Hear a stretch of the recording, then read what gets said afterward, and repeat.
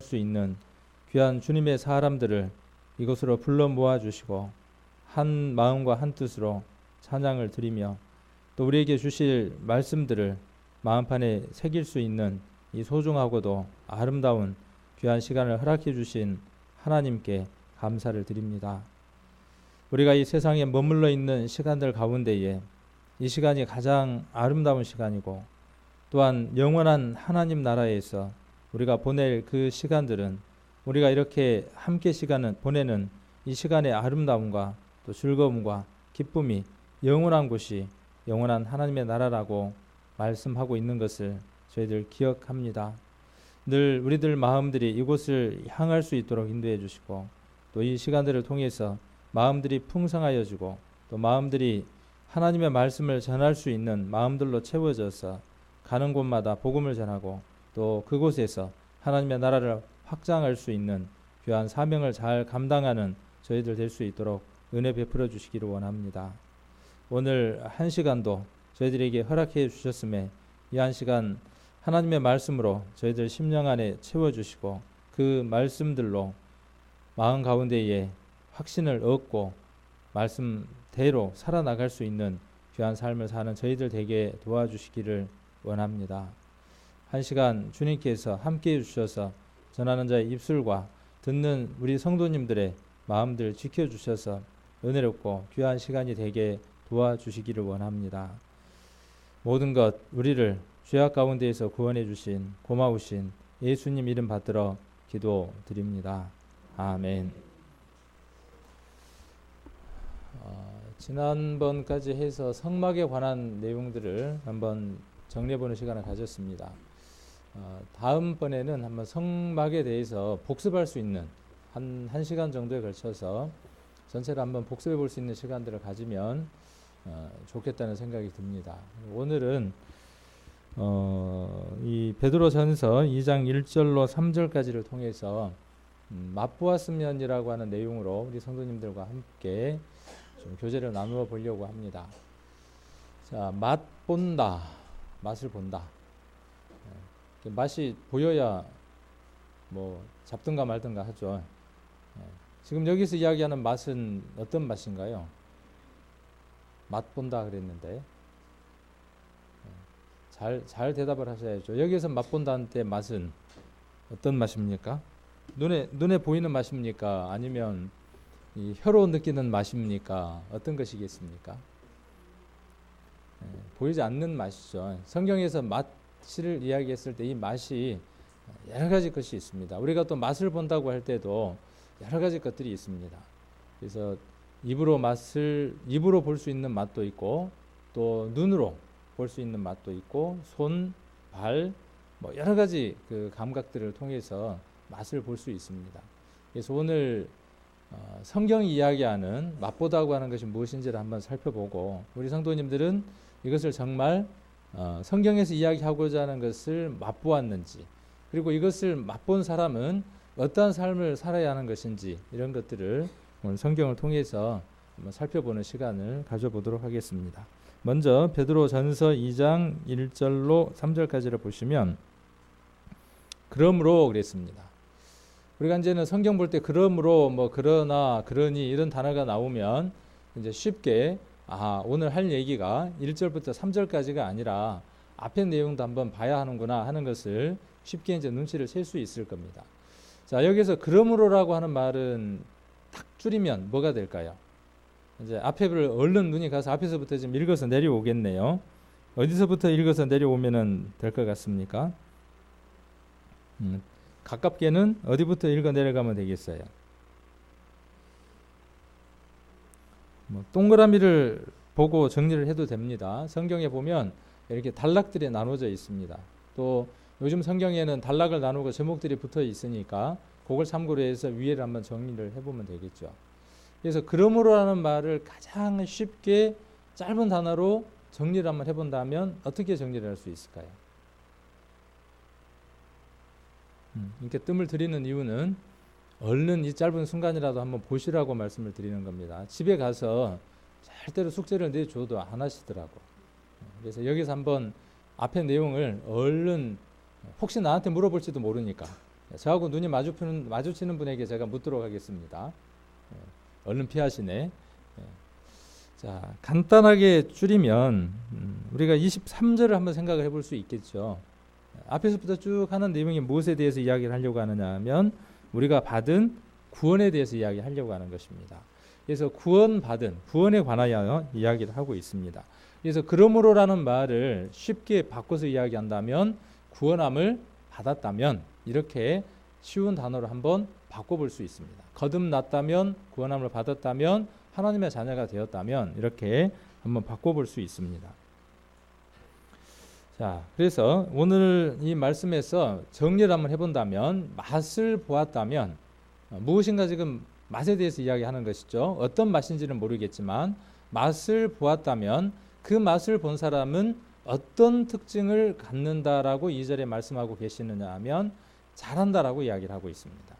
변화하고 그 다음에 생명이 드러나고 이런 특징을 갖는다라고 이야기를 합니다.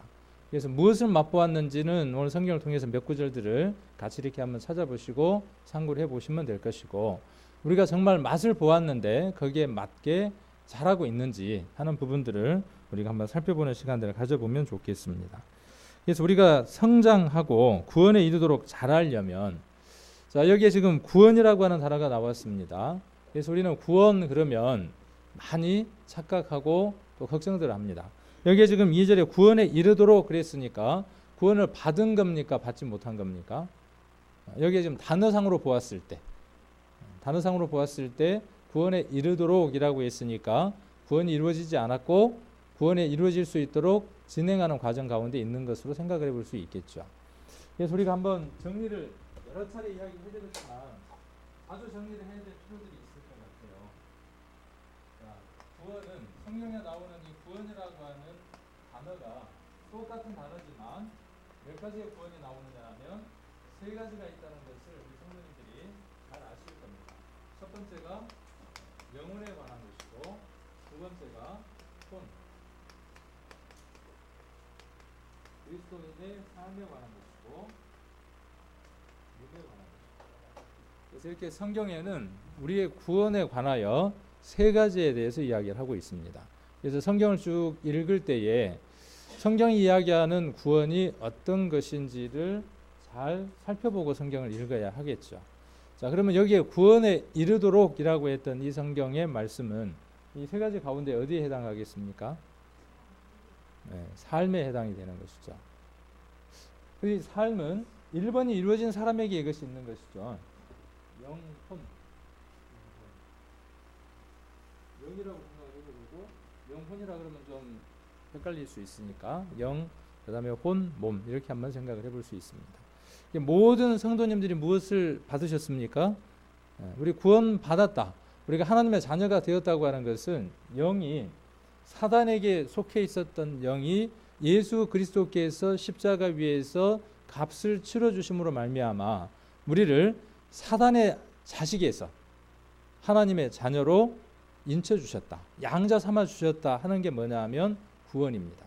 값없이 대가 없이 하나님으로부터 얻는 선물입니다.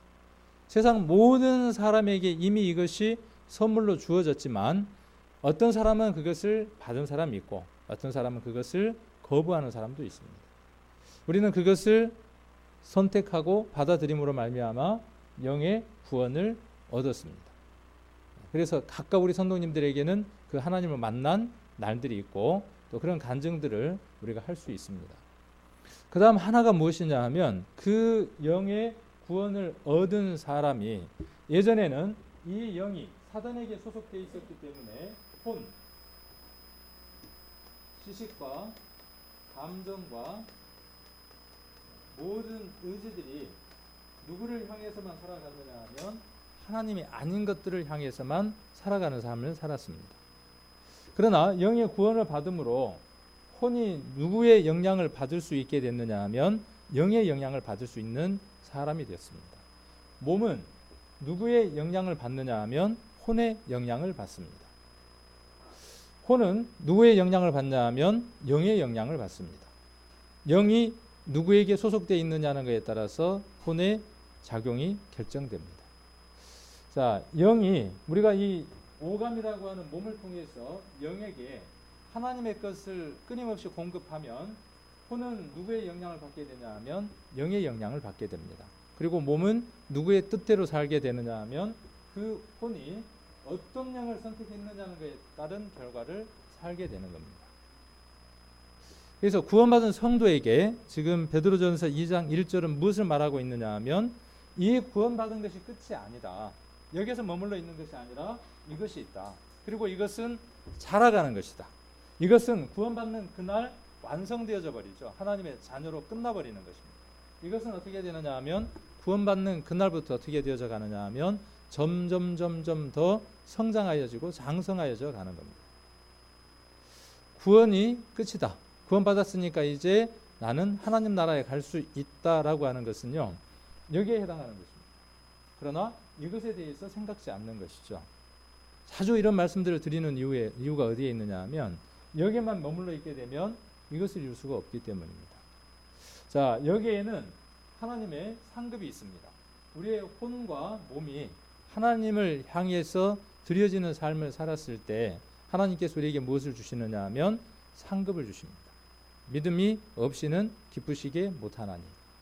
하나님께 나아가는 자는 반드시 그가 계신 것. 그 다음 또 하나 뭘 알아야 된다 그랬습니까? 상 주시는 이심을 믿어야 했습니다. 상은 어디에서 이루어지느냐 하면 이 둘에서 상이 이루어지는 겁니다. 상 안 받아도 좋습니다 하는 사람은 믿음이 좋은 사람이 아닙니다. 그건 하나님을, 성경을 무시하는 처사입니다. 상을 바라보고 우리는 살아야 한다는 사실입니다. 그래서 이 혼이 하나님 앞에 자라서 구원에 이르도록 영원한 하나님 나라의 사람의 합당한 삶을 살도록 하는 삶을 살아야 하는데, 여기 베드로전서 2장 1절로 3절에는 그 답을 이야기를 하고 있습니다. 어떻게 하면 우리의 혼이 자라서 성장하고 변화할 수 있는가에 대한 답을 이야기를 하고 있습니다. 그래서 구원받은 사람은 첫 번째 성장하기 위해서 첫 번째로 뭘 하라고 이야기를 하죠. 첫 번째 뭘 하라고 이야기하느냐 하면 2장 1절 한번 보시면, 자, 버리라 그랬죠.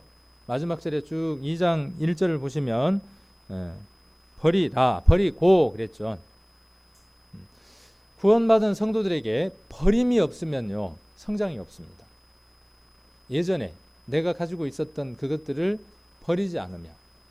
자, 그래서 이 혼과 몸에 익숙하게 있던 그 습관들과 악한 악습들이 버려지지 않으면 성장을 할 수가 없습니다. 그래서 가장 먼저 그리스도인들은 내게 버려야 할 것이 무엇인가 하는 것을 찾는 사람들입니다. 하나님이 기뻐하시지 않고 하나님이 좋아하시지 않는 것이 있으면 그것들을 과감하게 버려버리려고 하는 마음, 그 마음을 가진 사람이 어떤 사람이냐 하면 성장하려고 하는 사람입니다. 자, 그래서 무엇을 버립니까? 지금 보니까요. 자, 첫 번째, 그러므로 모든 악독과 그 다음에 괴휼과 외식과 시기와 모든 비방하는 말을 버리고 그랬어요. 구원받은 성도들 안에, 구원받은 내 안에, 나라고 하는 자신 안에 이러한 것들이 있다면 하나님 앞에 구원에 이르도록 성장하기 위해서 가장 먼저 버려야 할 것이 무엇이냐 하면 이것을 버려야 한다는 것이죠.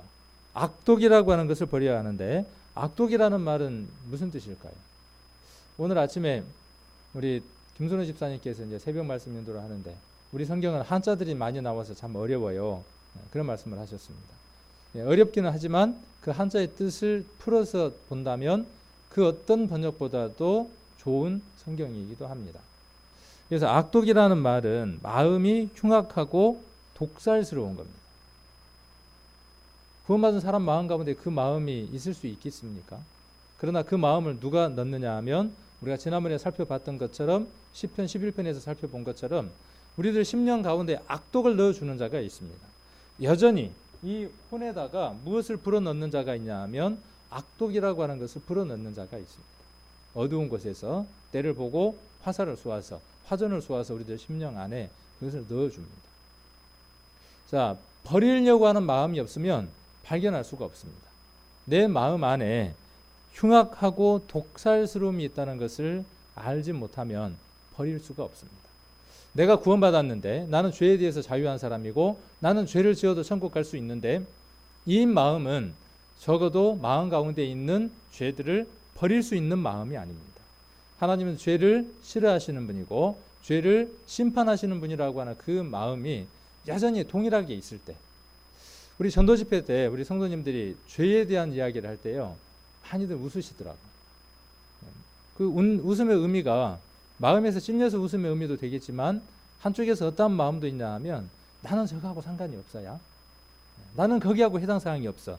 오늘 이번에 새로 온 저분에게만 해당되는 거야. 나는 거기하고 상관이 없어. 이렇게 생각들을 하시는 것 같습니다. 그러나 그 말씀은 여전히 구원받은 사람들에게도 동일하게 적용되는 말씀입니다.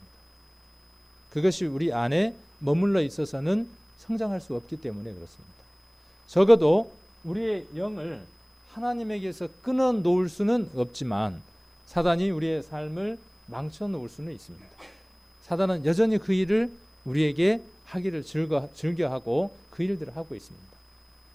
내 안에 이 악독이라고 하는 것, 우리가 구원받기 전에도 우리들 심령 가운데에 죄가 있다고 하는 것을 우리가 살펴보았죠.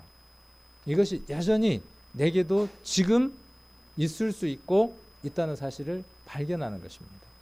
그럴 때에 누가 더욱 귀하고 누가 더욱 필요할 수밖에 없냐 하면 예수님의 십자가가 더욱 필요할 수밖에 없는 존재라는 사실을 깨닫게 됩니다. 그리고 그리스도의 십자가가 정말 고귀하고 귀한 은혜로 다가오게 됩니다. 나는 죄에 대해서 구원함을 얻은 자니까 나는 죄에 대해서 자유해 라고 생각하는 사람은 예수님의 십자가를 더 이상 생각할 수 없는 마음들이 되어버립니다. 오히려 그것이 여기에 지금 말씀에 기록하고 있는 것처럼 악독이 될 수도 있습니다. 자, 그 다음 또 뭘 버립니까? 버려야 할 게 있네요. 우리 성도님들 심령 가운데에 악을 꾀하는 계교라고 하는, 우리들 심령 안에 악을 행하고자 하는 그 마음, 가장 기본이 되는 그 마음들이 있습니다. 그 마음들이 버려지지 않고서는 하나님의 역사와 변화가 나타날 수 없다는 겁니다. 자, 그 다음 괴휼. 괴휼이라는 것도 뭡니까? 간사스럽고 교묘한 것, 교묘한 속임수, 그걸 가리켜서 괴휼이라고 이야기를 한답니다. 본능적으로 구원함을 받았든 받지 않았든, 또 구원함을 받은 지 10년이 되었든 20년이 되었든 우리들의 심령 가운데에 사단에게 속해 있었던 옛 습관은 무엇을 하기를 좋아하느냐 하면 괴휼을 꾀하기를 좋아하는 마음을 갖고 있습니다. 자, 그리고 또 뭘 버려야 합니까? 외식. 외식이 뭐가 외식입니까? 외식. 자, 외식을 여러 가지로 이야기해 볼 수 있겠네요. 밖에 나가서 어쩌다가 한번 짜장면 먹는 것도 외식이고, 여기서 지금 그 외식을 버려라고 하는 겁니까? 앞으로 이제 외식하면 안 되겠네. 여기에서 외식은 뭐예요? 쉬운 말로 바꾸면요, 안과 밖이 다른 게 외식입니다. 어렵게 생각하지 마시고, 외식이 도대체 뭘까 어렵게 생각하지 마시고, 안과 바깥이 같지 않는 거예요. 그게 외식이에요. 나는 오늘 내 마음 가운데에 이러한 것들이 있었는데, 자, 성도를 돕고 싶은 마음이 있고, 주일날 예배에 참석하고 싶은 마음이 있고, 성경 말씀을 보고 싶은 마음이 있고, 성령은 무엇을 혼에게 불어넣어 주느냐 하면 하나님이 기뻐하시는 것을 하게끔 불어넣습니다. 그래서 혼은 무엇을 원하느냐 하면 사단에게 속한 그 마음들로 사단에게 가고자 하는 마음도 있지만, 영 안에, 혼 안에는 어떠한 마음도 있느냐 하면 하나님이 기뻐하시는 것, 좋아하시는 것, 하나님이 원하시는 것을 행하고자 하는 마음도 함께 있습니다. 사단에게 있어서 외식은 뭐겠어요? 사단에게 있어서 외식은 뭐예요? 사단의 마음대로 행하지 않는 그것이 사단에게는 외식이겠죠. 하나님에게 있어서 외식은 뭐겠습니까? 하나님에게 있어서 외식은 뭐냐 하면, 좀 사전의 의미하고는 좀 다르게 지금 제가 설명을 하고 있죠. 사전의 의미하고는 좀 다를 겁니다. 하나님에게 있어서 외식은 무엇이냐 하면 성경을 보고자 하는 그 마음을 하나님께서 주셨는데도 불구하고 이것저것 핑계를 대고 말씀 보는 것을 접어버리는 것입니다. 안과 밖이 달라지는 것이죠. 저는 이것이 외식이라고 한번 생각을 해봅니다. 내 마음 가운데 없는데 그것이 있는 것처럼 꾸미는 것. 교회 왔는데 내가 성경을 안 봤지만 성경을 보는 것처럼 꾸미고, 내가 기도하는 시간이 없었지만은 이 교회에 와서 거룩한 것처럼 기도하는 모습으로 꾸미고, 복음을 전하지 않지만 복음을 전하는 것처럼 꾸미고, 이것도 외식입니다. 당연히 이건 말할 것도 없는 외식이죠. 그러나 그 외식은 어디에서 오는 것입니까? 그 외식의 출발은 어디에 있느냐 하면 마음 가운데 있는 하나님의 성령의 음성에 행하지 않는 것으로부터 외식이 출발한다는 겁니다. 그 두 가지의 외식을 버려야 한다는 겁니다. 간단하죠, 버리는 거. 버리는 거 간단합니다. 심령 안에 주시는 대로 어떻게 하면 돼요? 행하면 돼요. 어느 형제가 머릿속에 떠오르고 어느 자매가 떠오르면 그 생각대로 전화를 하라고 떠오르면 전화를 하고, 만나서 식사를 하라고 그러면 만나서 식사를 하면 되고, 간단한 거예요. 간단해. 근데 그 간단한 것이 이루어지지 않았을 때에 외식이 됩니다. 그리고 시기는 뭐가 시기입니까? 샘내고 미워하는 것이죠. 샘내고 미워하는 것, 시기. 그 다음에 모든 비방하는 말. 우리들 마음 가운데에 이러한 마음들이 있기 때문에 비방하는 말들이 쉽게 나옵니다.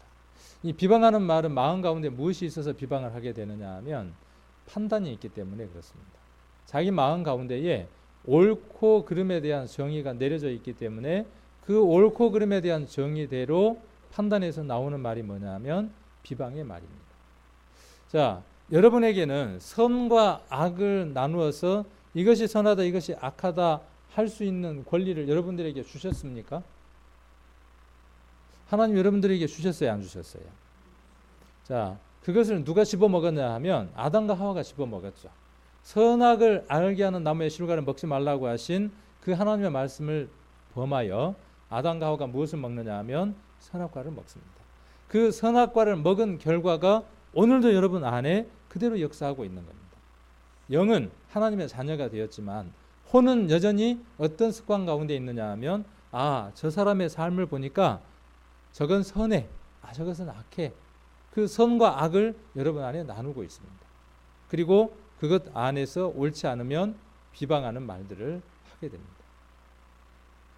여러분들이 생명과를 먹었다면, 지금 생명과를 먹고 있다면 여러분 입에서는 비방하는 말이 아니라 그를 어떻게든 살리는 말을 할 겁니다. 선악의 말은 상대방을 죽입니다. 정죄하게 하고 그를 힘든 삶으로 몰아갑니다. 그러나 생명과를 먹게 되면 그 사람의 삶을 살리는 역할들을 합니다. 그래서 우리가 성장하기 위해서는 반드시 무엇이 필요하냐 하면 버려야 할 것이 있다는 겁니다. 이것을 버리지 않고서는 성장을 할 수가 없습니다. 자, 2절은 반대입니다. 이제 자, 1절은 버리라고 이야기를 했고 2절은 취하고 구하고 얻으라고 이야기를 합니다. 자, 사모하라고 이야기를 합니다. 그렇게 말씀하고 계시죠. 2절에 중요한 단어는 뭐냐 하면 사모하랍니다. 1절 후반절에 나와 있는 버리라는 말과 반대되는 개념의 말이 됩니다. 사모라는 말은 어떤 말이에요? 사모라는 말은 간절히 바라고 원하는 것이죠. 사모입니다. 그러니까 버리는 건 뭐냐 하면 내 안에 있는 것들을 밖으로 내어 버리는 것이라면, 사모는 뭐냐 하면 내 안에 없는 것을 내 안으로 가지고 들어오는 것이 뭐냐 하면 사모라고 하는 것입니다. 자, 그런데 무엇을 사모해야 합니까? 자, 이것을 사모하는 것이, 내 안에 없는 이것을 가지고 들어오는 것이 나를 구원에 이르도록 자라게 한답니다. 그것이 무엇이라고 지금 성경은 이야기합니까? 자, 신령한 뭐예요? 자, 그냥 신령한 젖이 아니라 순전하고 신령한 젖을 사모하라 그랬어요. 이게 뭡니까? 여러분에게 각각 한 권씩 있는 성경 말씀입니다. 우리가 성장하려면 우리에게는 없는 영양분이 있습니다. 내게는 없는 영양분이 있어요. 그 영양분이 내게 들어와야만. 우리의 몸도 마찬가지잖아요. 아까 이제 환절기 얘기를 했지만 낮밤의 기온차가 10도 이상 생기면요, 몸의 면역 체계는 30% 40% 이상 떨어진답니다. 낮밤의 기온차가 심해지게 되면. 그래서 사람들이 몸살도 걸리고 감기도 걸리고 몸의 이상을 느끼는 겁니다. 자, 그럴 때 몸은 어떻게 하려고 합니까? 내 몸 안에 나를 병들게 하는 것들이 들어오려고 할 때 몸은 어떻게 반응합니까? 그것들을 밀어내려고 애를 쓰죠. 여기 1절에 나와 있는 것과 같습니다. 내게 좋지 않는 것들은 밀어내려고 면역 체계가 작동하여서 그것들을 밀어내려고 합니다. 그런데 그것에 실패하면 어떻게 됩니까? 거기서 실패하게 되면 몸이 아프게 되죠. 자, 그럴 때 이제 뭘 많이 먹어야죠. 내 안에 없는 걸 먹어야 돼요. 내게 사라지고 내게서 없어지는 그 영양분들을 섭취를 해야죠. 그래서 뭐 비타민을 섭취한다든지 내 몸에 없는 것들을 섭취를 해주면 어떻게 되느냐 하면 그 어려운 고비를 넘길 수 있는 거죠. 우리의 신앙의 원리도 똑같습니다. 내게 있는 추하고 더러고 악한 것들, 나를 병으로 죄병으로 사로잡히게 하는 그것들을 버리게 하고 내게 없는 비타민 같은 것을 섭취를 해야 내가 건강할 수 있다는 거죠. 비타민 뭐 D, 비타민 뭐 14인가 이런 것들은 그 어디에 많이 들었대요? 비타민 D. 요즘 하도 이제 이런 것들에 대한 정보들을 너무나 많이 얻으니까 텔레비를 통해서 뭐 과일이나 이런 데도 많이 없고요. 어디에 있냐면 햇빛에 가 있대요. 그래서 햇빛을 하루에 30분 이상 쐬게 되면 몸 안에서 그 비타민 D가 생성이 되어져서 몸을 건강하게 한답니다. 근데 이게 창문 안에 들어앉아 있으면요 아무 효과가 없답니다. 밖에 나가서 햇빛에 노출이 돼야 된대요. 그래서 우리 운동하시는 분들 보면 햇빛이 늙게 만들고 자외선 때문에 병을 들게 한다고 하니까 한 가지만 알고 어떻게 하느냐 하면 모자를 뒤집어 쓰고 그다음 여기다 써야죠. 뭘 써야 돼요? 코끼리 마스크. 분명히 우리 성도 같기는 한데 밖에서 만나면 누군가 할 길이 없어. 자주 본 분이나 자주 입었던 옷이 기억되면 우리 성도님인 줄 아는데 그걸 모르면 그런 옷이라든가 여러 가지 것들을 기억을 못하면 어디서 본 것 같기는 한데 그러고 지나쳐요. 그리고 지나치는 분도 그 복장이 좀 민망하니까 모르는 척하고 지나가려고 애를 쓰고 거기에서 아이고 자매님 형제님 그러면은 좀 민망하니까 민망할 것도 없는데 근데 그거 벗어야 이렇게 비타민이 생성이 돼서 뭐 우울증이라든지 이런 것들을 예방을 할 수 있답니다. 그래서 이제 겨울철로 넘어갈수록 안에만 있게 되고 안에 햇빛이 들어오니까 뭐 비타민 D가 만들어질 거라고 생각을 하는데 그렇지가 않다는 거예요. 내 안에 없는 것들이에요. 그것들이 들어오기 위해서는 밖에 나가서 그것을 내 안으로 끌어들여야 하는 거죠. 그러니까 여기 말씀처럼 사모해야 된다는 거예요. 간절히 원하고 앉아 있어서는 안 되고 어떻게 해야 된다는 사실이에요. 노를 얻어서 그 일을 해야 돼요. 저는 그 노를 얻어서 하는 일을 참 좋아하라 그러거든요. 그래서 산에도 안 가요. 왜? 올라갈 일은 뭐하러 내려올 일은 뭐하러 올라가요. 힘들게 올라가서 땀을 흘리고 좀 이따 또 내려올 거를 하인을 시키고 차가 가면 올라가고 차가 안 가면 안 가고 근데 몸에게 좋은 건 아니죠 결코. 없는 것이기 때문에 내 안에 없는 것이기 때문에 외부에서 그것을 가져와서 섭취를 해야 합니다. 그런 것처럼 말씀은 마치 무엇과도 같으냐 하면 순전하고 신령한 젖과 같은 겁니다. 어머니의 초유 안에는요, 첫 안에는 그 아이가 앓을 수 있는 모든 질병들을 막아낼 수 있는 항체들이 그 첫 모유 안에가 들어있답니다. 사람들은 그것도 잘 모르고 애가 낳자마자 뭘 갖다 먹여요? 소젖을 갖다 물려요. 그러니까 애들이 다 어떻게 돼요? 소처럼 뒷발질도 잘하고 고집도 세고 드세지는. 사람이 사람 젖을 먹어야 사람다울 텐데 먹는 것부터 문제가 그렇게 되니까 그렇죠. 우리도 똑같습니다. 우리도 하나님의 말씀을 제대로 섭취를 하지 못하면 그것과도 같습니다. 먹어야 할 것들을 제대로 섭취를 해야 합니다. 3절에 다시 한 번 더 쐐기를 박습니다. 너희가 주의 인자하심을 맛보았으면 그리하라. 주의 인자하심이 뭘까요? 앞에 1장부터 설명하려고 하는 그 인자하심입니다. 은혜와 긍휼과 사랑을 통해서 이루어지는 인자하심. 만일 예수님과 하나님의 그 인자하심이 없었다면 우리는 영원한 불목 가운데에서 죽을 수밖에 없는 인생들입니다. 그래서 우리는 무엇을 맛본 사람들이냐 하면 주의 인자하심을 맛본 사람들이에요. 이 주의 인자하심이라는 말을 다른 말로 바꾼다면 우리가 매달 한 번씩 만찬 예식을 하는데 그 떡과 포도주를 맛보는 것과 같습니다. 주의 인자하심을 맛본다는 뜻은 어떤 뜻이냐 하면 예수님의 살과 예수님의 피를 먹는 것입니다. 한 달에 한 번 그걸 먹음으로 해서 구원이 이루어진 것이 아니라 예수님의 십자가 아래에서 그분의 찢겨짐과 그분이 못에 상하진 것이 나와 어떤 관련이 있는가 하는 것을 확실하게 깨달은 사람, 그 사람을 두고 너희가 주의 인자하심을 맛보았으면 이라고 표현을 하고 있습니다. 여러분들은 한번 맛보셨습니까? 예수님의 살, 찢겨진 그 살을 맛을 보시고 예수님의 그 피 흘리신 피를 맛보셨습니까? 어떤 맛이든가요? 맛보셨으면. 맛을 봤으면 어떤 맛인지. 그리고 그 맛보신 것을 지금도 음미하고 지금도 먹고 계십니까? 아니면 한번 맛본 것으로 끝났습니까?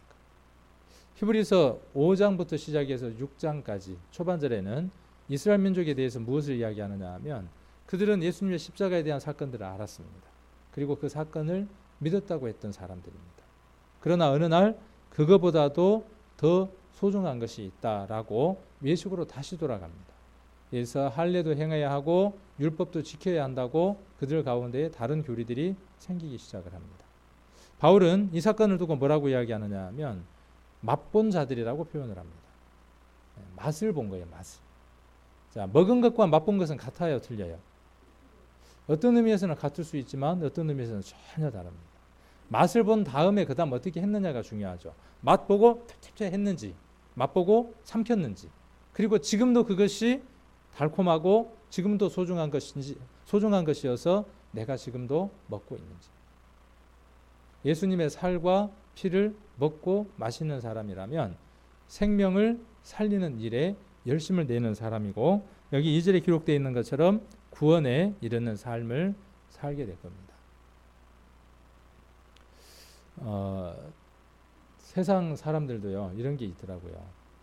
그 정년을 맞이해서 정말 일생을 그 회사를 위해서 모든 것들, 청춘을 바치고 자기의 열정을 바쳤던 그 회사로부터 나이가 다 차서 어떻게 보면 이제 기계로 치면 이제 쓰임새를 다해서 퇴물이 돼서 쫓겨져 나올 때, 퇴임이 될 때, 남자들 같은 경우는 그렇답니다. 생에 있어서 가장 큰 충격을 받는답니다. 여자에게 있어서는 갱년기가 될 때 그렇고, 남자에게 있어서는 직장에 있어서 그런 데미지를 크게 입는답니다. 그래서요, 삶에 아무런 의욕이 없어진답니다. 목표가 없어져 버린 거예요. 한 남편으로서, 가장으로서 가정을 이루기 위해서 모든 목표를 거기에 두고 살다가 어느 날 그것이 사라져 버리고 나니까 표적을 잃어버린 그 화살처럼 어찌할 줄을 모르는 거죠.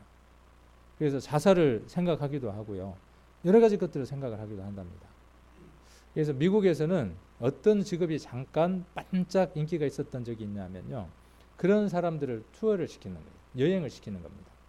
그래서 쭉 여행을 시키고요, 그 사람들에게 이제 결정적인 걸 딱 하나 해주는 거예요. 바다 낚시를 가게 하는 겁니다. 바다 낚시를 가서, 낚시를 많이 안 해봤겠죠. 평생 먹고 사는 것만 열심히였는데. 그래서 바다 낚시를 가게 하고 미끼를 물리고 이제 거기에 맞는 이제 채비를 하겠죠. 그리고 거기에는 이미 무엇 하나가 되어져 있느냐 하면 잠수부가 하나 동원이 되어 있답니다. 그리고 그 잠수부가요, 이제 다른 사람이 잡아놓은 거든 어쩐 거든 한 요만큼 된 대어를 하나 잠수부가 딱 잡고는 어떻게 가느냐 하면 그 지금 인생에 아무런 낙을 느끼지 못하는 그 사람에게로 갑니다. 그리고 그 사람 낚싯대에다가 그 물고기를 딱 끼워준 다음에 힘껏 한번 당겨준대요. 그러면 낚싯대가 어떻게 되겠어요? 확 휘겠죠. 그러면 옆에서 이제 낚시를 처음 해보니까 옆에서 뭐라 그러겠어요? 아, 얼른 잡아당기라고 이제 난리가 나겠죠. 그리고 그 물고기하고 이제 사투를 벌립니다. 당겼다가 놨다가. 낚시는 안 해봤지만 듣는 얘기가 제가 그런 것 같아요. 딱 한 번 따라가 봤어요. 형님 따라서 딱 한 번 가봤는데 그날 자기는 형님 낚시 잘한다고 많이 낚인다고 따라갔는데 깔따구 잡으러 갔어요, 한번. 제가 지렁이 끼기가 싫어서 낚시를 안 하는데 나는 지렁이 때문에 낚시를 안 한다 그랬더니 형님이 낚시까지 다 지렁이까지 다 끼워주시더라고요. 그랬는데 우리 형님은 깔따구 한 마리도 못 잡고 그날, 저는 넣는데 넣을 때마다 3마리 4마리가 낚여 올라오더라고요. 제가 그날 낚시의 맛을 제대로 느꼈으면 지금도 시간만 나면 낚시를 갔겠죠. 그런데 못 봤어요, 저는 그날. 한 올라오기는 오는데 뭐 그렇게 뭐 맛은 없더라고요, 저는 특별한 맛은. 근데 이 사람들은 그렇게 한번 딱 맛을 보고 나면요, 완전히 바뀌어 버린답니다. 그리고 그때부터 목표가 뭐가 되겠어요? 이제 요만한 것보다는 더 큰 거. 그래서 완전히 활력소가 생겨나서 전혀 다른 삶을 살아간대요. 그러니까 우리가 세상의 것들도 그렇더라고요. 아무것도 아닌 그 손맛 있잖아요. 그러니까 사람들은 입맛에 미치는 거예요. 입맛에. 어떤 사람들은 이 입맛에 미쳐서 일평생을 뭐 찾아다니느냐 하면 맛집을 따라다녀요. 그냥 맛 블로그가 돼가지고 어디 가면은 뭐 냉면이 맛있다, 뭐가 맛있다. 그 사람들 얘기 들으면 다 뭔 얘기만 나와요. 아, 진주에 갔더니 뭐가 맛있더라. 어디 갔더니 뭐가 맛있더라. 제가 맛있는 집 한 군데 소개해 드릴까요? 저 전라북도 원평에 가면요. 총채한우라는 집이 있는데 거기에 가면 이 육회 비빔밥이 끝내주게 맛있어요. 갑자기 맛있어요. 그러면 어떻게 하느냐 하면요. 그 참 재밌어요. 그 맛들도 보면 그 맛집을 데리고 가죠. 자기 기름값 들여서 그렇잖아요. 자기 기름값 들여서 거기까지 데리고 가서 밥값을 데려갔으니까 네가 내라 그럽니까? 자기가 먼저 내줍니까? 내주잖아요. 그리고 다음에 갈 때는 또 내라 그래요. 다음에 갈 때도 또 사줘요. 어떤 데는 이제 다음에 갈 때는 그 사람이 사기도 하고 또 한 번 더 사기도 하죠. 먹어보고 맛이 있으면 또 어떻게 해요? 그 사람도 똑같이 반복을 하죠. 그래서 요즘은 맛집들은 선전할 필요가 없더라고요. 저기 2000m, 3000m 산에서 회를 팔아도요. 맛만 있으면 그 집까지 회 먹으러 올라와요. 산에서 회 파는데 불티나게 팔리는 거 보셨습니까? 같이 장사 한번 하실까요? 네. 맛이 있으면요. 거기서도 장사가 돼요. 그리고 입에 맛이 있으면 그렇게 이제 미쳐서 평생을 살고요. 손맛을 느끼면 거기에 미쳐서 살고. 눈 있잖아요. 눈의 맛을 느끼면 그때부터는 보는 것을 가지고. 그래서 이렇게 절기가 바뀌고 단풍이 들기 시작하면 어떻게 해요? 이제 눈의 맛을 채우기 위해서 어떻게 해요? 산이고 들이고 온 천지 이제 돌아다녀야죠. 그 맛을 채우기 위해서. 그 다음에 발의 맛이 들리면 어떻게 되는지 아십니까? 발의 맛 들린 거 한번 못 보셨어요? 그것도 되고요. 자동차예요. 자동차. 차에 한번 딱 맛이 들어서요. 밟아 보면요. 그 맛도 정말 좋습니다. 해보지는 않았는데 지붕을 딱 열고 지붕 연차 있잖아요. 지붕 연차에 히터를 딱 켜고 한겨울에 등 쪽에서 히터가 나오고 머리 쪽으로는 바람도 안 오거든요. 앞쪽에 히터가 딱 나옵니다. 그런 차를 가지고 확 밟으면 몸이 뒤로 제껴지면서 그 심장을 두들기는 그 소리와 함께 차가 박차고 나갑니다. 그거에 한번 미치면 일평생을 또 그것만 따라서 사는 거예요. 조금 더 빨리 가는 차, 조금 더 빨리 느껴지는 차, 조금 더 붕붕거리는 소리가 나는 차. 그리고 한번 그거 하고 나면 어떻게 해요? 또 다른 사람에게 또 소개하죠.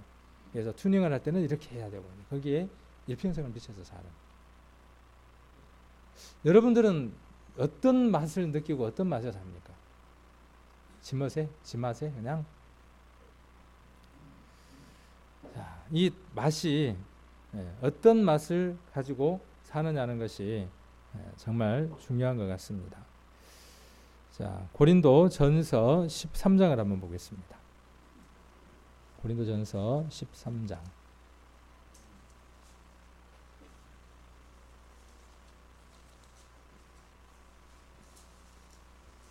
고린도 전서 13장 11절입니다.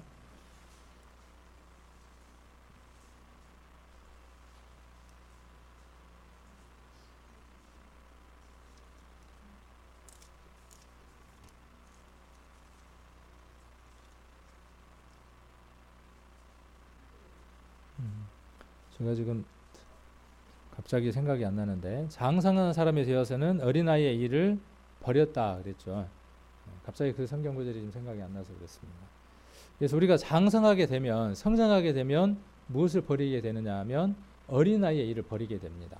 아까 제가 말씀드렸던 그 눈의 맛, 입의 맛, 손의 맛, 그 다음 또 뭐에 미쳐 있는 사람도 있냐 하면 귀에도 맛이 있어요. 듣는 것에도. 그래서 늘 무엇을 위해서 사느냐 하면 듣는 것을 채우려고 사는 사람들이 있습니다. 자, 그것은 성장한 것이 아니라 어린아이. 구원 받지 못한 사람들, 구원함을 받았을지라도 아직까지 세상 것을 버리지 못한 사람들의 삶의 모습과도 같습니다. 자, 욥기를 한번 보겠습니다. 욥기 34장입니다. 욥기 34장.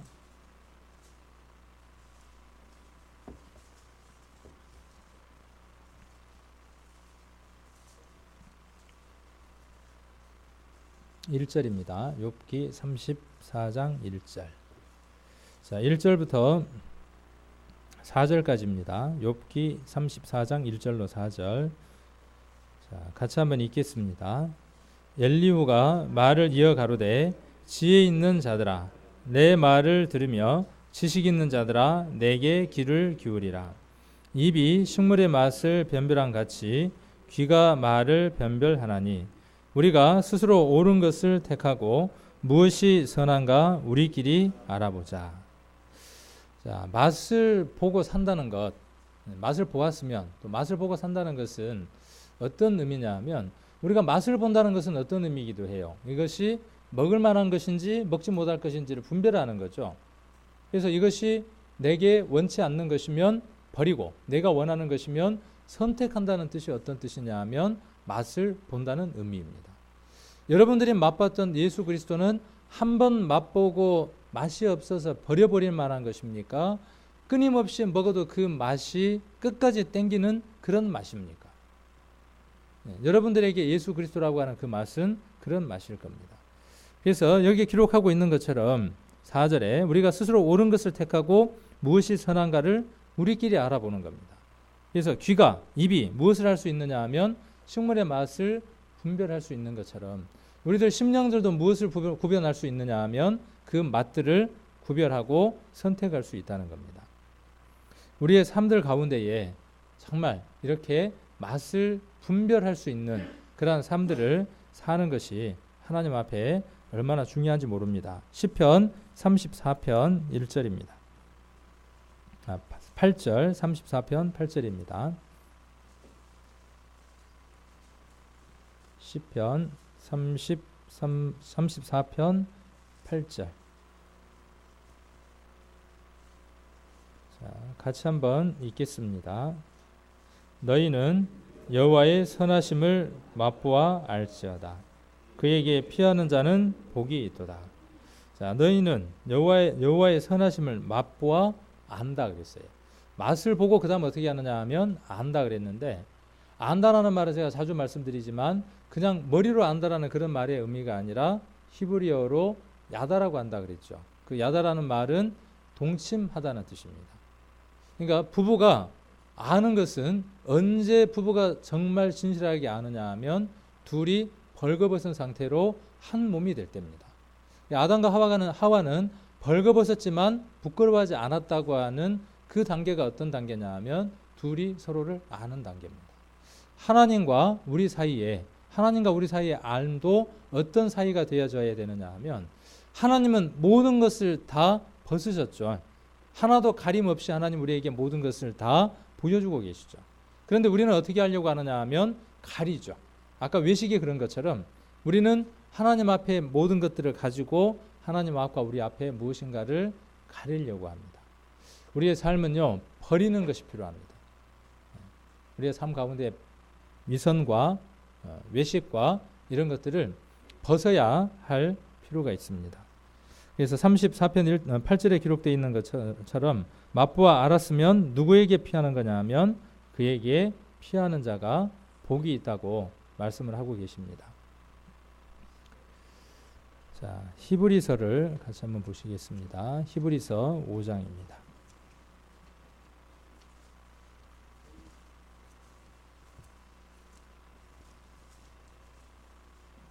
히브리서 5장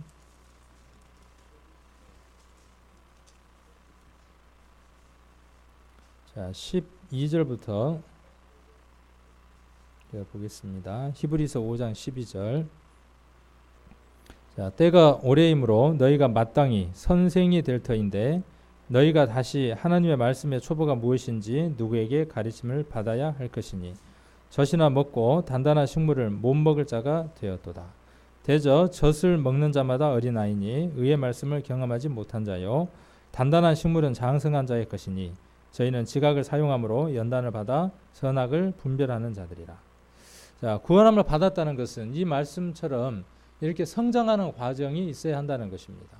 그래서 그 성장의 과정이 젖에서부터 시작해서 그 다음 14절에 기록되어 있는 것처럼 단단한 식물로 넘어가야 하겠죠. 그리고 선과 악, 하나님 앞에 기뻐하시는 것과 하나님이 싫어하시는 것을 분별하여서 그것을 선택하는 자가 어떤 자냐 하면 성장한 자입니다. 하나님의 그 신실하심을 맛본 사람들, 주의 인자하심을 맛본 사람들은 이러한 사람들입니다. 근데 6장 1절 보겠습니다. 그러므로 그랬죠. 우리가 구원함을 받았다면 우리가 그리스도의 도의 초벌을 버리고 죽은 행실을 회개함과 하나님께 대한 신앙과 세례들과 안수와 죽은 자의 부활과 영원한 심판에 관한 교훈의 틀을 다시 닦지 말고 완전한 데에 나아갈지라. 하나님께서 허락하시면 우리가 이것을 하리라. 한번 비침을 얻고 하늘의 은사를 맛보고, 여기 맛본다는 말이 기록되어 있네요. 맛보고 성령에 참여한 바 되고 하나님의 선한 말씀과 내세의 능력을 맛보고, 여기도 똑같이 맛보고 나옵니다. 타락한 자들은 그랬어요. 지금 여기에서 맛본 자들은 아까 시편 34편 8절에 기록되어 있는 대로 앞에 선하심을 맛본 사람들이죠. 그런데 뒤에 알지어다가 빠져 있는 사람들이죠. 아까 말씀드렸던 것처럼 맛은 보았지만 먹지를 않는 사람들입니다. 많은 사람들이 유대인들 교회 가운데에 그들에게도 그랬고 우리 이 교회 가운데에도 마찬가지입니다. 많은 사람들이 전도 집회를 수십 번 참석을 합니다. 우리와 함께 말씀을 듣기도 하고 우리와 함께 신앙생활을 했던 많은 사람들도 있습니다. 그들이 예수 그리스도의 피의 보혈의 맛이 얼마나 귀한지 맛도 보았고 우리와 함께 나누기도 했습니다. 그런데 어느 날 보면 그들이 그것을 거부해버리고 그것을 핍박하고 그것을 욕하는 것들을 봅니다. 그런 경우에 해당하는 말씀드릴 겁니다. 그 사람의 구원은 내가 그때 구원받았습니다라고 입으로 시인했던 그 구원은 구원이 아니겠죠. 지식이든 그 구원에 이르지 못한 상태라고 표현을 할 수 있을 겁니다. 유대인들 가운데에도 구원함을 받았다고 이야기를 하고 예수님에 대한 귀한 사실에 대한 것들을 믿었던 사람들이 다시 유대교로 돌아가는 일들이 교회 안에 많이 있었습니다. 그들에 대해서 바울은 지금 이렇게 표현을 하고 있는 겁니다. 구원함을 받지 못한, 그러나 복음의 말씀을 들었던 그들에게 무엇이라고 이야기를 하느냐. 구원함을 받았다고 이야기하고 성도라고 이야기를 하고 형제라고 불림을 받았던 그들에게 바울은 무엇이라고 이야기를 하느냐 하면 한 번 비춤을 얻었다고 이야기를 하고 있고 이렇게 말씀하고 계십니다. 그 다음에 하늘의 은사를 맛봤다 그랬고 성령에 참여한 바 되었고 하나님의 선한 말씀과 내세의 능력을 맛보았다고 이야기를 했습니다. 그런데 6절에 그런 사람이 타락할 수 있습니까? 온전하게 구원함을 받은 사람은요, 그 양심이 그로 하여금 선한 삶을 살게 합니다. 그러나 구원함을 받지 못한 사람들은 6절에 타락한 자들이 됩니다. 다시 새롭게 하여 회개케 할 수 없나니 이는 자기가 하나님의 아들을 다시 십자가에 못 박아 현저히 욕을 보입니다. 땅이 그 위에 자주 내리는 비를 흡수하여 밭가는 자들의 쓰기에 합당한 채소를 내면 하나님께 복을 받고 만일 가시와 엉겅퀴를 내면 버림을 당하고 저주함에 가까워 그 마지막은 불사름이 되리라. 자, 이 말씀은 어떤 사람들에게 해당되는 겁니까? 자, 여기에 해당하는 겁니까? 아니면 여기에 해당하는 겁니까? 이 구원이 이루어지지 않은 사람들에게 하는 것이죠. 이 구원이 이루어지지 않는 사람들이 있습니다. 우리에게 전도 집회가 자주 있어야 하는 이유가 어디에 있느냐 하면 이곳에 오셔서 여러 번 말씀을 들었지만 그들이 어디로 가버리는 사람들도 있느냐 하면 세상으로 다시 돌아가는 사람들도 있습니다. 혹 그들에게 온전한 구원이 이루어져 있을 수도 있습니다. 우리의 판단에는 그들이 하나님 나라에 갈 수 없고 구원이 아닐 것이라고 생각하지만 그가 하나님의 은혜를 온전하게 인정했고 맛보았고 알았던 자라면 그가 우리 보기에는 타락한 자이지만 하나님 보시기에 마지막 부활 때에 하나님의 부활에 참여할 겁니다. 반대로 이곳에 함께하고 있습니다. 이곳에 함께하고 있습니다. 매일 예배도 빠지지 않고 있습니다. 말씀도 봅니다. 많은 것들을 다 합니다. 그러나 이 선하신 예수 그리스도를 주의 인자하심을 맛보고 알지 못하고 그저 혀에서만 뱅글뱅글 돌리는 삶 가운데에서 야, 이 맛이 독특하구나 하는 것으로 머물러 있는 사람들도 있습니다. 입에 넘기지 못하고 우리의 보기에는 들림대에 그가 분명히 들려 올라갈 것 같지만 예수님이 오셨을 때 버려둠을 당할 사람도 있을 겁니다. 바울은 이러한 얘기들을 성경 곳곳에서 써놓은 것들을 볼 수 있습니다. 그래서 저는 이런 말씀을 혹 드립니다. 자주 드리기도 합니다. 내가 구원을 받지 않았을 것이라는 생각을 자주 해보는 것이 내가 구원을 받았다고 확신하는 것보다 훨씬 나을 수 있다는 겁니다. 내가 구원함을 받지 못했는데 구원을 받았다고 확신하다가 지옥 가는 것보다 내가 구원함을 받지 못했다고 생각하고 그 구원을 의심한다는 말이 아닙니다. 그 구원을 확인하는 삶을 살아서 그 구원 가운데에 돈독해지는 삶을 산다면 훨씬 그 편이 나을 겁니다. 그래서 이런 사람에게는 도저히 다시 구원을 받게 하는 방법이 없습니다. 그들이 다시 회개하여서 예수 그리스도를 믿지 아니한다면 구원을 받게 할 길이 없습니다. 그래서 전도 집회가 주는 그 능력들이 어디에 있느냐 하면 그분들에게 이 집회 때에 참석할 수 있는 기회들이 됩니다. 그래서 우리의 복음을 전하는 그 방법들에 구원받지 않는 사람들에게 전도 집회를 권해야 할 것이고 우리 가족들이나 우리의 주변 가운데에 또 우리와 함께했던 그 성도들 안에 교회에 참석하지 않는 성도들이 있다면 형제들이 있다면 가족들이 있다면 이번 집회에 함께 참석하도록 권해야 할 겁니다. 그 다음 우리 성도님들도 어떻게 해야 합니까? 이번 집회 때 내가 맛보고 내가 먹어야 할 것이 무엇인가를 다시 한 번 더 확인하는 시간을 갖는 겁니다. 그래서 내가 먹었던 그것이 얼마나 소중한가를 알아서 아까 그 낚시 맛을 한번 본 사람은 입만 열면 뭔 얘기하겠어요? 낚시 얘기.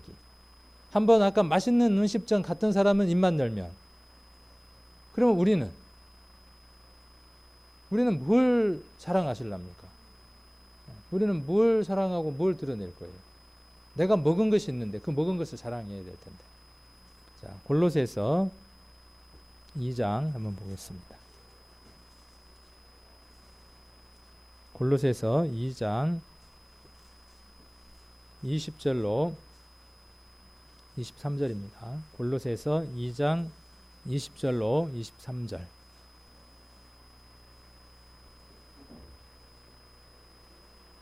자, 같이 천천히 한번 읽겠습니다. 골로새서 2장 20절로 23절 같이 읽겠습니다.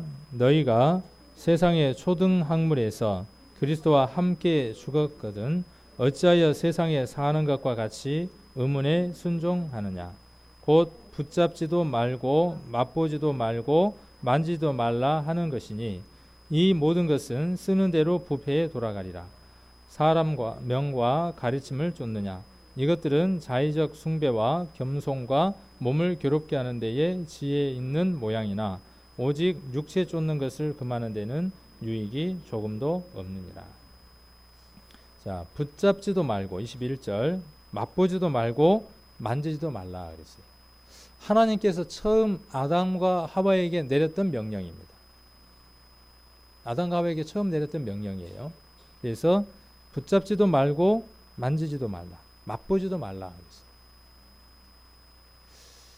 그런데 예수님이 이 세상에 오시고 난 이후에 예수님의 십자가를 통해서 하나님께서는 또 다른 말씀을 하십니다. 이번에는 하나님께서 뭐라고 말씀하시느냐 하면 붙잡고 맛보고 만지라고 말씀합니다. 자, 똑같죠? 근데 반대적인 것이죠. 하나는 말라 하는 것이고 하나는 하라 하는 것이죠. 아까 골로새서 베드로 전서 2장에 나와 있는 것과 마찬가지죠. 버려야 할 것이 있고 우리가 취해야 할 것이 있죠. 똑같습니다. 우리가 붙잡지 말아야 할 게 있습니다. 지금도 여러분들 붙들고 있는 게 있어요. 붙들고 있는 게 뭔지 한번 생각을 해보십시오. 오늘부터 우리가 생각해야 할, 성장해야 할 그 과정 가운데에 아까 버려야 할 것들이 있는 것처럼 내가 지금 붙들고 있는 게 있어요. 자식을 붙들고 있고 아내나 남편을 붙들고 있고 출세를 붙들고 있고 명예를 붙들고 있고 많은 것들을 붙들고 있습니다. 그리고 세상 것들을 지금 맛보고 있습니다. 유행가가 맛있고 드라마가 맛있고 맛있는 거 얼마나 많습니까 보면.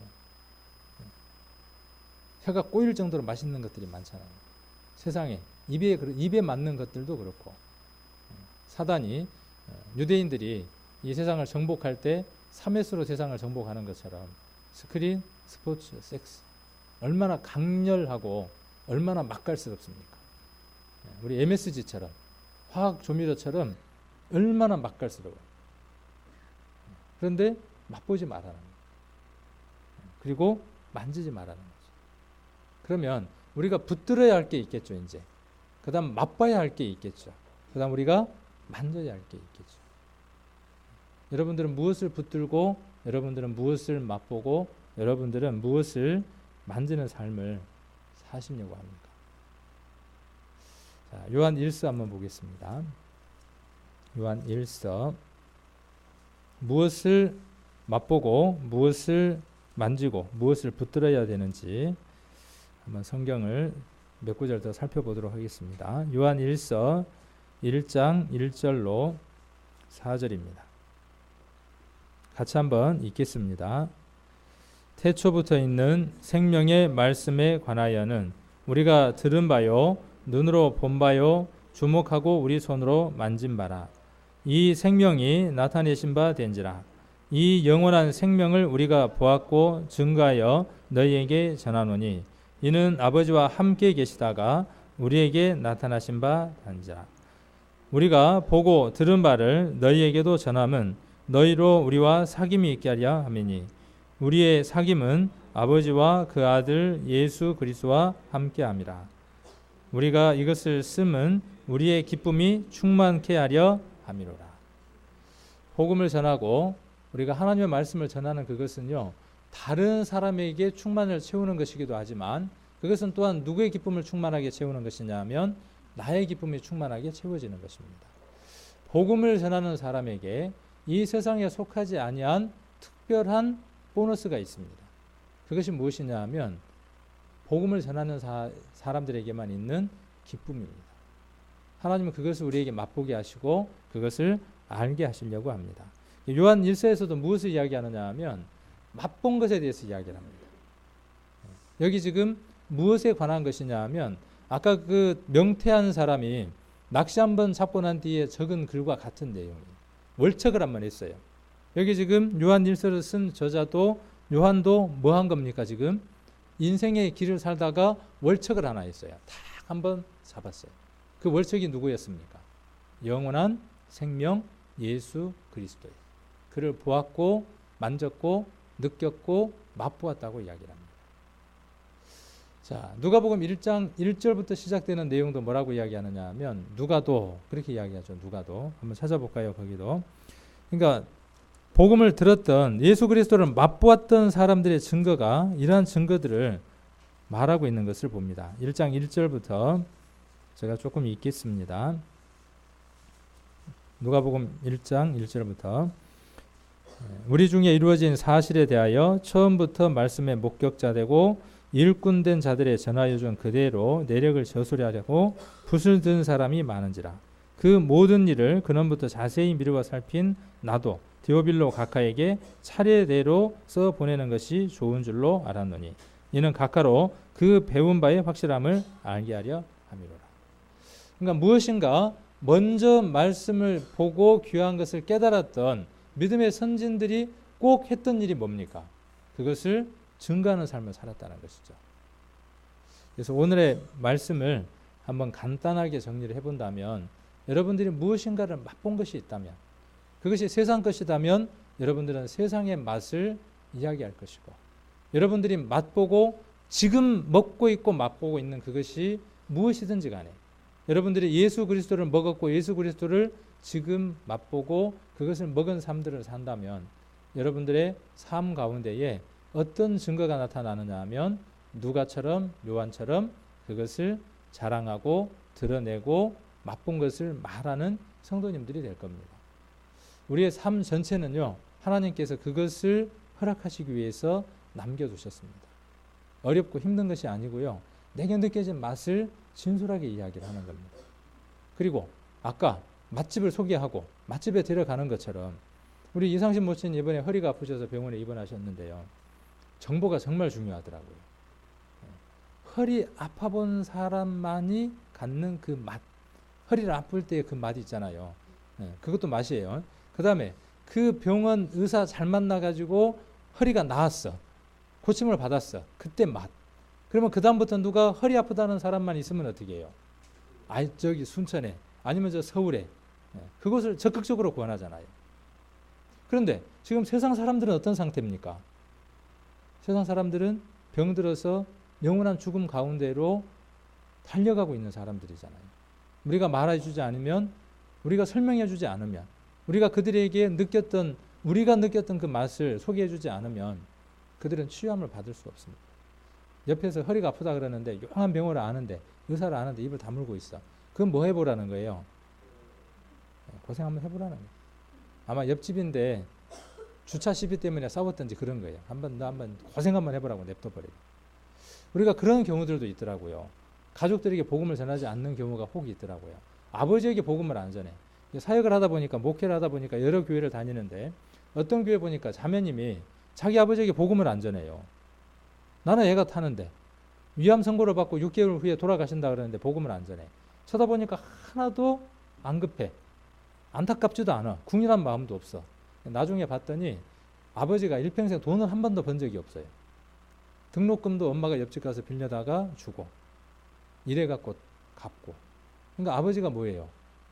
마음의 상처로 남아있는 거예요. 아까 뭐 하지 마라 그랬죠? 골로새서 2장 20절부터 시작해서 붙들지 말고, 맛보지 말고, 만지지 마라 그랬는데 뭐 하고 있는 겁니까? 아버지를 아직도 어떻게 하고 있는 거예요? 딱 붙들고 있는 거예요. 자기도 10년 가운데 붙들고 있는 거예요. 그러니까 붙들고 있으니까 다른 걸 잡을 수 있어요, 없어요? 잡을 수가 없는 거예요. 우리 성도님들 심령 안에요. 또 여러분들이 하는 그 삶들 가운데 복음을 전하지 않는다면 하나님께서 보시기에는 어떤 모습을 보시느냐 하면 그 모습으로 보시는 겁니다. 특히 바울이 간절히 원했던 것처럼 가족들에게 복음을 전하는 이 일은 우리가 반드시 해야 할 일들입니다. 그래서 이번 집회 때에 이제 20여일 남았잖아요. 많이 남았습니다. 조금 남은 게 아니라 많이 남아 있습니다. 많이 남아 있으니까 천천히 하셔도 되죠.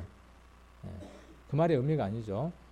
초급하기는, 마음 가운데 초급하기는 20일밖에 남지 않았구나 라고 생각하시고, 또 기회로 본다 그러면 20일이나 남았으니까 누군가를 만나서 복음을 전해야지 하는 그 두 마음을 가지고 반드시 복음을 전해야 할 겁니다. 그래서 이번 집회 때에 여러분들도 모두 참석하시고 새로운 영혼도 참석하게 하셔서 우리 성도님들이 맛보고 먹었던 세상에 없는 예수 그리스도라고 하는 떡과 포도주를 우리도 다시 한번 더 먹고 기쁨으로 가득 채워지고, 또 주변에 잃어져 버린 영혼들도 이것을 먹어서 영원한 생명을 얻을 수 있도록 애를 쓰셔야 될 겁니다. 오늘부터 기도하시고 찾아볼 분들 찾아보시고 또 복음 전할 분들에게 전해서 끝까지 붙들고 하십시오. 이런 건 붙들어야 하겠죠. 끝까지 붙들고 포기하지 마시고 복음을 전하셔서 이번 집회 때에 꼭 나를 통해서 생명과가 열릴 수 있는 귀한 우리 성도님들 되시기를 원합니다. 기도드리겠습니다. 주의 인자하심을 맛보았으면 그리 하라고 말씀하신 것을 오늘 살펴보는 시간을 가졌습니다. 예수 그리스도께서 십자가에 못 박혀서 그 살이 찢겨지고 그 피가 6시간 동안 이 세상을 향해서 뿌려졌던 것을 저희들 요한처럼 누가처럼 확실하게 목격한 자들이고 손으로 발로 눈으로 귀로 온몸으로 친히 목격하고 맛본 사람들입니다. 하나님 아버지, 우리가 이 맛본 자로서의 증인으로의 삶을 살지 않는다면 오늘 성경 말씀을 같이 읽었던 것처럼 파수꾼의 그 사명을 잘 감당하는 자가 아닌 것을 저희들 깨닫게 됩니다. 우리들 심령 가운데에 가득 채워진 맛본, 정말 이 세상의 것이 아닌 독특하고 아주 맛있는 이 예수 그리스도를 내 심령 가운데에 채워서 나도 그 맛으로 살 수 있는 삶을 살게 하시고 주변에 있는 사람들에게도 이 기가 막히게 맛있는 예수 그리스도를 선전하고 나눌 수 있는 우리 귀한 성도님들 될 수 있도록 은혜를 베풀어 주시기를 원합니다. 11월 17일부터 있을 집회위에 주님 함께해 주시고 우리 귀한 성도님들의 심령들 열어주셔서 이곳에 잃어버린 영혼들을 모시고 나올 수 있는 마음들 허락해 주시고 또한 자신들도 이곳에 참석하여서 예수 그리스도를 다시 한번 맛보고 먹을 수 있는 소중한 시간들이 되게 하시고 잃어져 버린 영혼들도 이번에 구원함을 받고 가족들과 내가 사랑하는 사람들이 함께 하나님 나라에 갈 수 있는 큰 은혜들을 이번 집회 위에 내려주시고 우리 성도님들 마음들 움직여 주셔서 행동으로 옮길 수 있는 힘도 함께 허락해 주시기를 원합니다. 오늘 저희들에게 귀한 시간 허락해 주심을 감사를 드리며 우리를 죄악 가운데에서 구원해 주시고 다시 데리러 오실 고마우신 예수님 이름 받들어 기도드립니다. 아멘.